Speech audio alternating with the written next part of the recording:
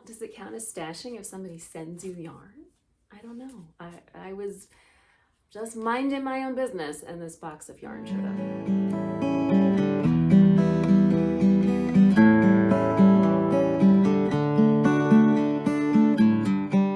Hey everyone, welcome to another episode of the Hilo Stitch podcast. I am your host, Kristen, and I am here to talk to you about knitting and all things knitting and yarn related, as well as occasionally some sewing and other random crafty adventures that pop up. So if you do know me already, my name is Kristen Janik. I'm a mostly retired knitting pattern designer, a knitting instructor, and all-around knitting enthusiast. I'm podcasting to you from my home in the Maryland suburbs of Washington, D.C., where I live with my husband and 2 little boys. And when I am not knitting, occasionally, I also enjoy Orioles baseball, vegetable gardening, yoga, wine, but it's mostly about the knitting, so let's go ahead and start talking about it. We're going to start right off with Adelante because I'm so excited that my sweater is done. I literally just finished this. This has not been blocked yet, so it, to be honest, looks a little lumpy, but it is done and I'm so excited. So this is the Quirauk cardigan, a pattern by yours truly that will be published in the next couple of weeks. It is an all-over cabled cardigan with pockets and with a saddle shoulder and a folded collar, nice and chunky around the neck. I'm so excited to have this done. I feel like I've been working on it forever. And I have been working on it for quite a few months. There has been quite a bit of back and forth on it. So it is being knit in, or was knit in Hudson and West Forge. They provided yarn support for this design. And when we made that arrangement, they were having some, what's it called? You know, shortages or stock issues or whatever that everybody was having or has been having throughout the year. So it took a little bit longer than expected to get the yarn. And then I did pretty much start on it right away, but as you can see, this is a very complex sweater. There is a lot going on with it.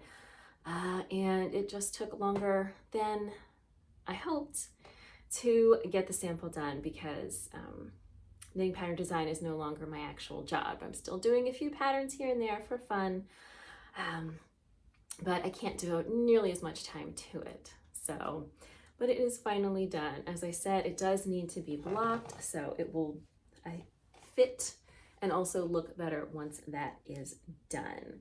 I even finished sewing the pockets. So I think it was one of my other sweater patterns that has pockets. I never really finished seaming them up. I really hate that part of pockets. I love having pockets in sweaters, but the seaming them, not so much. So all the ends are woven in and it is ready to be blocked. I think that's really going to help neaten up the I-cord trim. It's going to bring the neckline forward. So what I did, I didn't want to have the neckline like right here because it's kind of an open front cardigan. So I started it a little further back on the shoulder. So you can see here's the saddle and I started the neckline a little bit in from the edge of the saddle. But I think blocking is going to help bring it forward just a little bit more so that it sits more like that, but that the saddle is still on the shoulder. This is all over cables, so it is really going to look a lot nicer after it has been blocked. The sleeves have just a textured stitch, but they do have the column of ribbing from the saddle running down, but it's kind of getting pulled inward because it hasn't been blocked yet. So I think that will open up nicely too. The collar is already folded over. And if you caught it on the shorts, the YouTube shorts, or on Instagram, I did a little mini tutorial on how I do this without involving much sewing because sewing is terrible. I say as somebody who really enjoys sewing clothes, but seaming your knits is a whole different thing. So this pattern is going to be coming out very soon. It has been tech edited. I have not gone through and then fixed all of the problems my tech editor found. I will be doing that hopefully in the next about week or so. Obviously I have to take pattern photos, and then I'm hoping right after Thanksgiving, that Thanksgiving weekend, hopefully I will be able to get this out into the world. So when you are watching this, it should just be about a week away or less. If you want to make sure you have all the information about that, definitely sign up for my newsletter. There is a link in the description box down below so you don't miss out. There may be a special pre-order offer coming, or perhaps a coupon code or something like that. So you definitely want to check that out. So again, this is the Quirauk cardigan. That is Quirauk. It is the name of a mountain nearby in Boonesboro, Maryland, or thereabouts, where my sister recently moved. And I just thought it was a fun name. It includes 10 sizes. It is, however, going to only be a charted pattern just because there are so many cables and every size had to be charted out. So if you're not a chart reader, I'm afraid this one is not going to be for you. But it will be coming out very soon, and I'm so excited to have it done. Other than this, I am working on, if you are perhaps not quite ready to tackle a saddle shoulder all over cable pocket folded collar sweater project, I'm working on a hat to go with it. So the hat will obviously be much simpler. It will feature a lot of the same cables, but hats have much less shaping.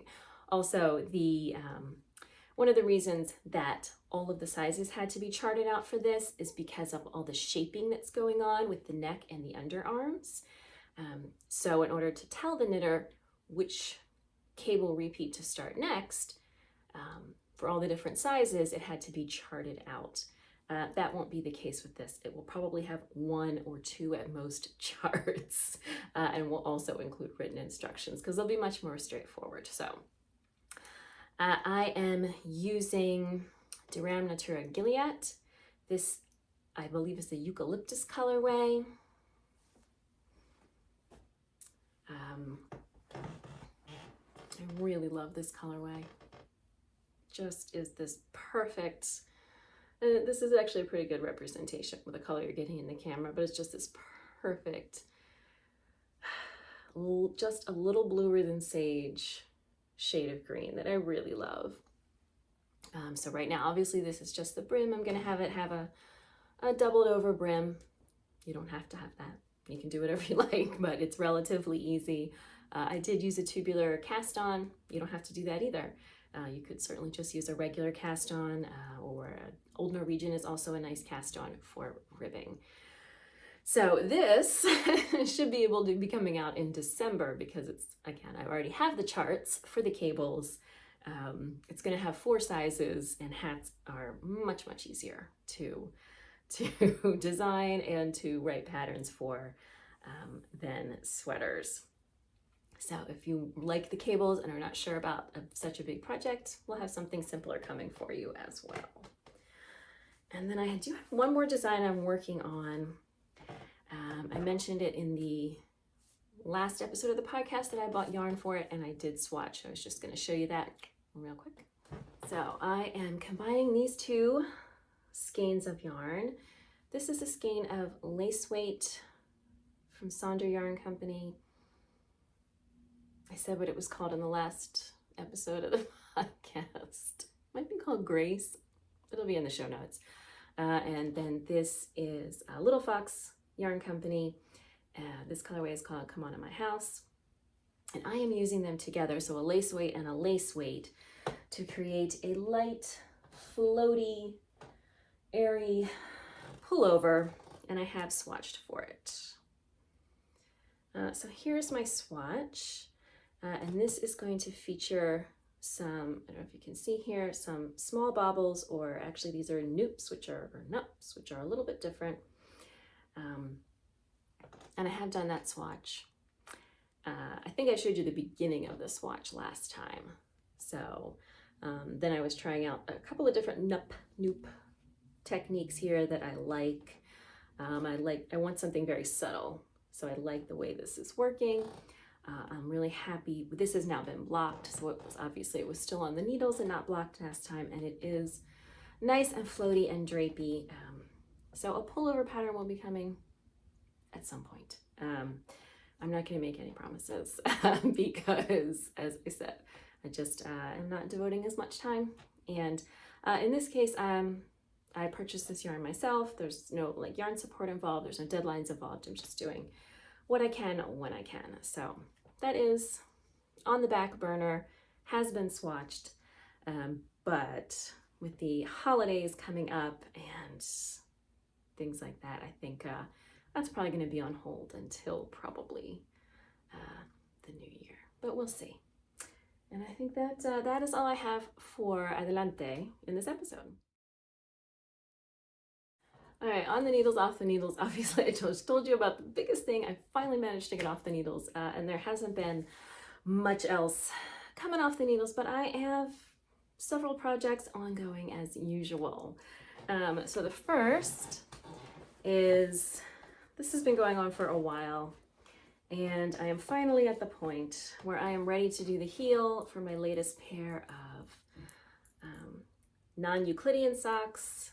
This is a pattern by Sarah Jordan, PA Knitwit, and this yarn is, I want to say Old Rusted Chair. And the colorway is Panic in Detroit, and I do have the first sock done. I made these nice and long, and I desperately need to get these off the needles because all of my socks are wearing out. I am not big on darning socks. I do, but they always seem to just keep wearing out, and so basically I will darn them once. If I have, what the part of the sock that tends to wear out for me is, all right, so if this is the foot of the sock, it tends to wear out here, kind of the ball joint of the big toe. So it tends to wear out sort of along that area, usually here, and then maybe a little bit over here. So if I've knit cuff down and I have extra yarn, I could actually just rip back to about mid-foot and redo it. I never seem to, I don't use all of the yarn in a pair of socks. I mean, sometimes I only use like half a skein, but I don't know what happens to it. It just disappears. So rarely do I find that I can find the leftover yarn to do that. Also, I prefer to knit my socks toe up, so that doesn't always work. Although you could, you know, kind of cut it off and then just re-knit it from the midfoot down to the toe, I suppose, if you wanted to. But a lot of my socks are wearing out, and I really need some new socks. So I am now ready to get started on the heel for these. If you're not familiar with this pattern, it is mostly a plain sock that just has a unique heel structure that keeps you entertained and creates this kind of triangle shape on the back of the heel. Since this yarn is really busy, it's a little hard to see. So, I do have another pair somewhere of the non-Euclidean socks. It is a little clearer, but unfortunately I don't have that here today. Probably in the laundry. They're like my only pair of socks that's not wearing out right now. So I really need to get moving on that. I need some socks. I was saying the other day on Twitter, I think, that I love having hand knit socks, but the problem is that you have to knit them. And I would just so much rather, generally speaking, spend my time knitting sweaters. I don't mind socks. It's just that when the opportunity to knit presents itself, sweaters are what pull me in, not so much socks. Also, the kids are riding the bus this year instead of me driving them to and from school. So I used to at least get a little bit of sock knitting done in the car, in the pickup line for my oldest son, but not so much. So that is underway. And then I started swatching for a new project. So I want to knit the heirloom jumper, which is a pattern by Fable Knit. And I ordered and went to pick up recently this is Knitting for Olive. I don't remember the colorway, but it's her kid silk mohair to pair with this, which I've had in my stash for a while. And this is Fiber for the People, one of her sock bases. I'm not sure which one, but it feels pretty soft. So I want to say probably like superwash. And the colorway is called Sapphire. So I got these to go together. I think they're an excellent match, and I started swatching, but I'm not getting gauge. I mean, obviously I've just started and it's not blocked, but I can kind of tell already that even with blocking, it's not going to end up being the correct gauge. It is they're working together perfectly though, and there's so much floof. I love that. So I just need to change needle size. So this is a 6, and I think I need to go up to the 7 to get the gauge in the pattern. So I will probably just rip that out. You can see that I'm doing the swatching flat in the round. And normally I might, if I'm just doing a regular swatch, finish the swatch and then check my gauge. But because it's very difficult to, so if you're doing this method, you really need to cut through these strands in order to block your swatch, because you need to lay it flat. And then once you've done that, you can't reuse the yarn. So I'm pretty confident that this is not going to get me gauge, and I don't want to waste any of the yarn because I think I'm going to be pretty close on the total. So I'll probably rip this out and check it again. I really like that pattern, and I do want to get started on it in the somewhat near future.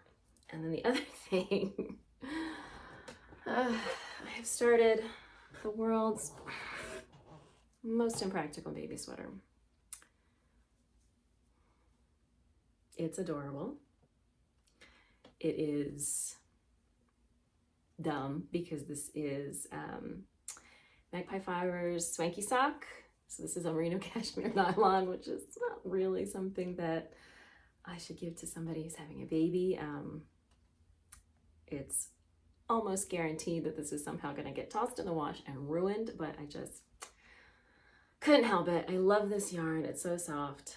This is the Careless Whisper colorway, and this pattern is called Marrying Girl Light. I don't know how to pronounce the designer's name, so I'm going to put it in the thing, and then of course there'll be a link in the show notes as well. So I am knitting the 3-month-old size. Generally speaking, for babies, I never knit newborn stuff. You just never know how big babies are going to come out, and if it's already too small when they're born, then you're out of luck. If you knit the 3-month size, it might be too big when they're born, but they're eventually going to grow into it. So babies will always get bigger, but they will never get smaller. So I'm just at the point where I'm ready to divide for the arms. This is like a little short-sleeved kind of, what's the word? Almost like a shrug. It's just a teeny little, it has like a little button like right at the front. It's not a full button, just really cute. And since I have a whole skein of this yarn, I will be knitting a bonnet and some booties to go with it. And hopefully I'll be talking about them in the future. This is so far a very straightforward pattern. It's just a raglan. It has this relatively simple eyelet lace pattern that goes down the back and along the fronts, and it's really cute. So absolutely adorable. And I don't have babies anymore. I have two little boys. The oldest is interested in me knitting him hats and socks. The youngest is not interested in any of those things. And nobody's interested in me making them, you know, sweaters. So having a chance to knit for a baby, even if I clearly have made a terrible choice in yarn, it is what it is. It's going to be cute. It's working out really quickly. It's just me kicking the tripod. And hopefully the baby and or her parents will find it as adorable as I do. I did wind up the yarn for the, wow, my brain is not doing brain things today. I did wind up the yarn for the Karina Spencer knit along that is currently happening for her pattern whose name I can't remember, but I'll put a picture in here and I'll put the name. It's like two-tone or something, I don't, anyway, I wound up the yarn for that. I've not cast on yet. Obviously I have not swatched. I won't swatch really for a shawl. I will not swatch, generally speaking. I will start, and if I like the fabric, I will continue, and if I don't, I will change needle size or whatever is necessary until I get a fabric I like. Ultimately, hopefully, get a fabric I like. I think these are going to be good. This is Farmer's Daughter's Fiber, her Craggy DK. Is it Craggy DK? I don't know, but it's a Craggy Tweed. So they're just two different kind of shades of a warmish pink that I think are going to be really cute for that. I didn't want it to be super high contrast. I wanted it to be a little bit more subtle. So now that I have this sweater done, I may go ahead and get started on this afternoon. We'll see. I really want to get to the next step of the Marian Girl Light and get the sleeves on holders and start the body, but this is going to be very soon too. The other major project I have been working on is my Felix for the Wool Needles Hands Felix for Fall Knit Along, which is actually going pretty well, with the minor caveat that I'm afraid I'm going to run out of yarn. So there we go. Got the sleeves on holders, the body is on its way. I'm supposed to knit it to 9 inches, and it's probably a good 6 or 7 inches now, so there's not too much more. Then obviously there will be a hem of some kind, and then I will do the sleeves. My concern is that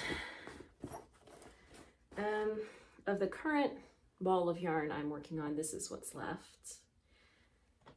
And then I only have one more ball for both sleeves and whatever I need of the body.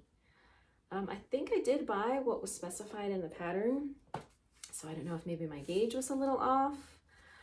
So I'm using the, again, Durham Denturum Gilead. This is the Foray colorway. They do sell this, well, they sell the Gilead at Fiber Space in Alexandria, which is a little less than an hour from me, so if I ran out of yarn, I could conceivably go down there and get more, but I'd really like to not have to do that. Also, the Knitting for Olive. How much of this do I have? I have sort of the same situation in that I have a little bit of one ball and then one more ball.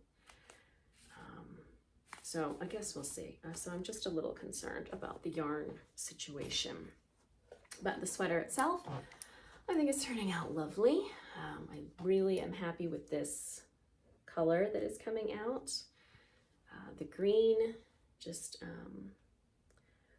like the slight difference in the colors of the greens is just really making a green with just a little bit more depth that I really like. And this part of the project is really not very interesting. There is absolutely no waist shaping. It is just knitting in a circle, which is fantastic for when, you know, you have things to do and need something mindless to work on. So this is going well. I am hoping to have this finished by the end of November actually, but there are still 2 sleeves to go, and I think we all know what happens when we find ourselves on Sleeve Island. So we'll see. And that, I think, is all of my current active whips. I do have a little bit of yarn to show you in this episode, but I didn't buy it, so does it count as stashing if somebody sends you yarn? I don't know. I was just minding my own business and this box of yarn showed up. So I collaborate with Knit Picks fairly frequently to publish some patterns. I do have a pattern coming up for them in the new year. So occasionally they send me some yarns to check out, some new yarns that they have. So they recently sent me some new yarns. This one I think is not brand new. I think it's been around for a little bit, but I haven't heard a lot about it. So it's called Elixir, and it is 45% alpaca, 35% merino, 20% linen fingering weight. I think this would be great for a lightweight sweater. So fingering weight sweater, but knit at sort of a little bit of a larger gauge. I really love, it's kind of almost a marled look. Really just love this. Obviously I haven't used it yet, so this color is called Hibiscus, and they sent me just, this is a 50-gram ball cake, whatever you want to call that. And I'm not sure what I'll be able to do with just 164 yards of it. Maybe some little slippers, I don't know. But I really think just looking at it and just checking out that fiber content, I think it would be really nice for a lightweight sweater. So we shall see. There's certainly no shortage of sweaters in my Ravelry queue that I certainly hope to be able to get to someday. So maybe in the future, but in the meantime, maybe I'll try a little pair of slippers or something. We'll see. This one is interesting. It's the next 3 are upcycled. So I believe they use like extra bits of fiber and things that are left over after processing other yarns to create new yarns. I might just have made that up. You know, I should probably look it up before I talk about it. Okay, I didn't make it up. That is actually what happened. So it's mill ends and leftovers from processing, the process of creating other yarns that are combined to create limited edition upcycled yarns. So as I was saying, the next 3 that I'm going to talk about are upcycled. This one is Surrey alpaca. Now it says Aran weight. It is 109 yards, 50 grams, and it's 100% Surrey alpaca.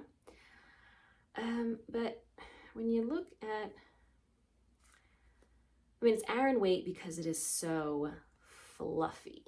But when you look at the actual strand, you know, it's more fluff than, so the actual strand is right here. And you can see sort of the core of the strand is much thinner, but then it has so much fluff that it kind of boosts it all the way up to an Aran weight. So I think you could definitely use this holding it together with another thinner yarn. It would definitely be thicker. So usually if you hold like a fingering weight with a lace weight, merino silk or Surrey alpaca, it's still pretty close to fingering weight, maybe sport weight, but I think this is going to really kind of pump you up to something a little thicker, heftier, if you were to hold those 2 together. So again, I'm not sure what I'm going to do with this. It is 109 yards. I think I already said that. Maybe a hat. It could be part of a hat project. I don't know. We shall see. But it is very soft, and if you have not tried the Surrey alpaca before, especially if you are allergic to mohair or you find the mohair prickly, which I do sometimes, the Surrey alpaca is very soft, very strong, and there's no prickliness. So something maybe to look into. And then the other two are 2 weights of the same yarn. The same fiber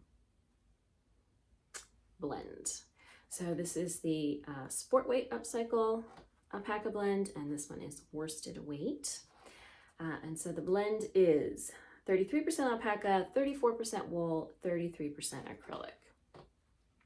Now I said in my most recent video, I do not like working with acrylic yarns in general. However, acrylic blended with some other yarns can work really well because you've got that alpaca and that wool in there. You don't get like the sweaty, squeaky thing that you get from 100% acrylic.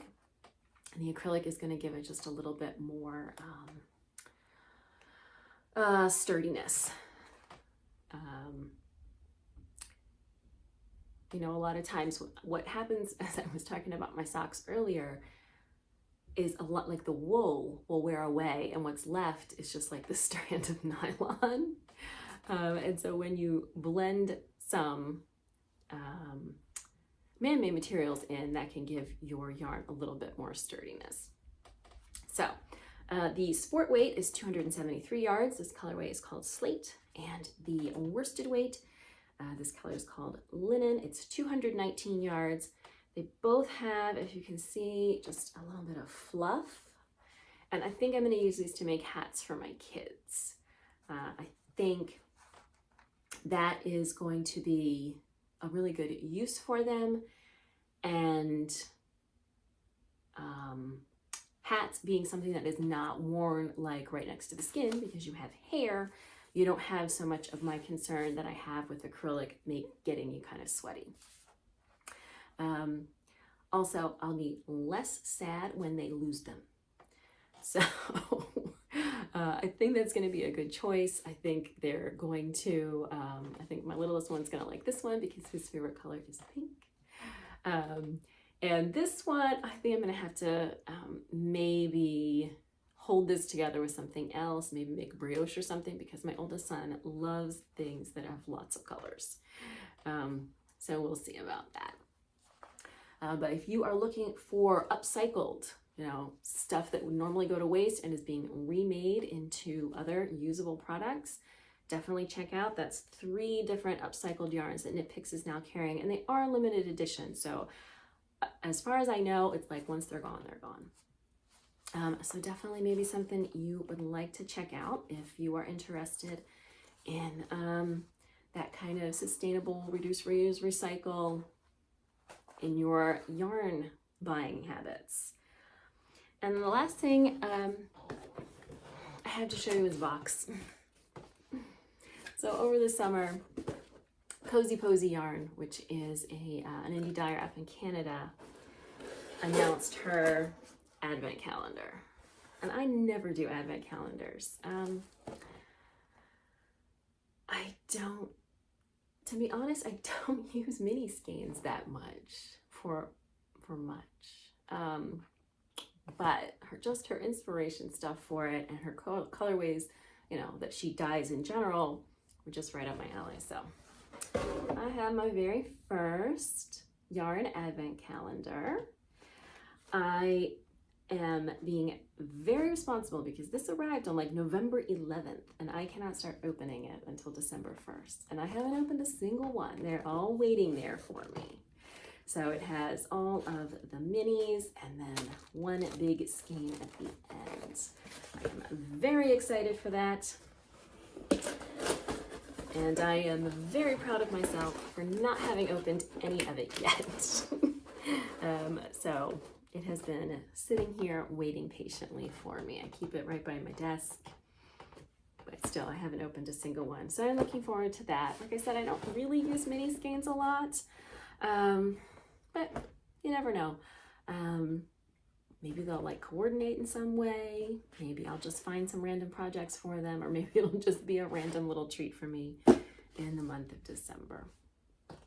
We'll see. I will let you guys know. I won't do any spoilers, but what I will probably do is post the minis on my Instagram in my stories and put a warning before each one not to look if you don't want to be spoiled. I'm really looking forward to that. We also have a wine advent calendar. I don't know if they're still offering them. They could be sold out, but I think it's called In Good Taste. They have these, I started shopping with them because they had these like tasting flights that you could order, and it would be like 6 or 8 wines in these little bottles that are like 2 small glasses. And we got one before we went to the beach, before we went to Deep Creek a couple of years ago. And I really liked it. And then I found out they had this wine advent calendar. And it's these little 2-glass bottles every day in December to share with my husband, I suppose, if I must. So, all right, that is it for yarn in this episode. All right, for events, I want to tip you off to an event that is coming up. By the time you are watching this, it'll be coming up in just a few days, and that is the annual Indie Design Gift Along. This event happens every year. A whole bunch of knit and crochet designers get together and discount about 10 to 20 of their patterns, 25%, and they are on sale for like about 5 days. And that's just the sale period of the event. And then it turns into a great big knit and crochet along where you can knit and crochet any of the patterns from any of the participating designers to be eligible for prizes. And there are games, and it's always a really fun event. It's a great way to support independent designers. It's a great way to get some kind of emotional support for your holiday crafting. And it runs from 5 p.m. Tuesday, November 22nd, which is the Tuesday before Thanksgiving here in the US, all the way through December 31st at midnight. Again, the sale period is just from Tuesday until I think Monday at midnight, but the knit and crochet along lasts through the whole month of December. And is always a really fun event. It is a really interesting way to find some new designers that you may not be aware of. It's a great way to save a little bit of money on your pattern purchases. And it's a great way to kind of cheer each other on as we all wait till the last minute to cast on our gift crochet or gift knitting and then scramble to finish it by the holidays. So I will include a link in the description box down below. Definitely check that out. Set a timer so you don't miss the sale. As I said, the sale is just the first 5 days, but the event runs through the whole holiday season. The list of participating designers usually goes up maybe the day before. Each designer will have created a bundle on Ravelry showcasing which of their patterns are for sale. So that's at most you can have 20 patterns in the sale, but all of each designer's patterns are eligible to be knit or crocheted during the along. Obviously, Ravelry still remains inaccessible to some. Many of the designers will also have a similar sale going on another platform. So in my case, those patterns will also be on sale in my PayHip shop, and you will be able to use the same code, which is GIFTALONG2022, to get the discount during the same time period. There has been, because of the Ravelry accessibility issues, there's been a big push for the last couple of years to do a lot more of the activity on Instagram. So there'll be like an Instagram challenge where you share photos and things like that. All of the chat and stuff, of course, does mostly take place on Ravelry in the Indie Design Gift Along Ravelry group. So again, links will be in the description box down below. Definitely check that out if you like knitting or crocheting along with your fellow crafters, or if you like to procrastinate and not start your gift knitting until it's really far too late. It's always a fun event, so I hope I will see you there. All right, that is all I have to talk to you about in this episode. It is now the weekend before Thanksgiving. I am hosting. I have so much to do. And my kids have like 2 half days on Monday and Tuesday, and then they're home the rest of the week. I've got school conferences. I've got just a whole mess of stuff I need to be doing. So I'm going to spare you the chatterbox in this episode and just move right along. In a future episode, I will do plenty of chattering, I am sure. So thank you so much for joining me for this episode. Show notes with links to everything that I talked about can be found at mediaperuana.com/elo-and-stitch. Special thank you to my Patreon patrons who keep this channel up and running, as well as getting some perks and freebies and behind the scenes goodies for doing so. So if that interests you, you can find more information at patreon.com/mediaperuana. Here on YouTube, if you enjoyed this episode, I hope you will give it a thumbs up. There is lots of other great content here. There are tutorials and random vlogs where I talk about acrylic yarn and all kinds of knitting related content. So please, if that interests you at all, subscribe, tell a friend, share a video, and all of that will help expand the reach of the channel and will be greatly appreciated. If you are looking for me on social media, you can find me on Ravelry and Instagram as Media Peruana, and I will see you next time.